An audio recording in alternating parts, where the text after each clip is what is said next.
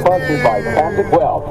I'm Monica Ricks in New York. Brutal heat is beating down on several parts of the country today, including California, where firefighters are trying to contain a fast-moving wildfire at Yosemite National Park.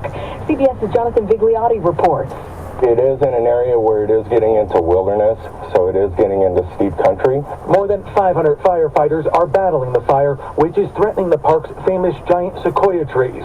In Texas, record-breaking temperatures prompted the state's power grid operator to ask residents and businesses to conserve energy. And in Kansas, temperatures are hovering around the triple digits, taking a toll on local farmers. When you know your crops are struggling, when you know they're suffering, it's really, really hard to stand out here and watch your crops burn up. The January 6th committee is gearing up for one of its final hearings tomorrow. CBS's Nicole Killian is in Washington. The focus will obviously be on these domestic extremist groups like the Oath Keepers, the Proud Boys, and really take a look at whether or not there was coordination between the White House in the run-up to January 6th. Thursday's hearing has been postponed. At the White House today, President Biden praised the passage of a bipartisan gun law while vowing to push for even more restrictions. Will we take wise steps to fulfill the responsibility to protect the innocent and while keeping faith with the constitutional rights? Will we match thoughts and prayers with action? I say yes. In Highland Park, Illinois, a moment of silence was held for the 7 people killed at a July 4th parade last week. People gathered downtown, lit candles, and left behind flowers and signs. Meantime, prosecutors in Uvalde, Texas, refused to release a 77-minute video showing officers storming a school to stop a shooter.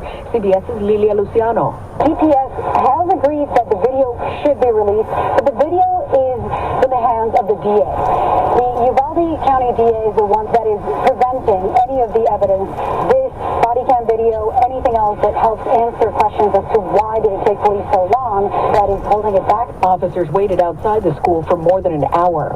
Well, soon we'll be able to see the first images from a $10 billion space telescope. Here's CBS's Peter King. Scott Pace heads the Space Policy Institute at George Washington University. He says the James Webb is 1 million miles out in space, and he compares its capabilities to night vision devices that can see through dust and more. We're going to see things that you literally cannot see with the human eye. And that could mean objects and happenings that take us closer to the beginning of the universe. This is CBS News.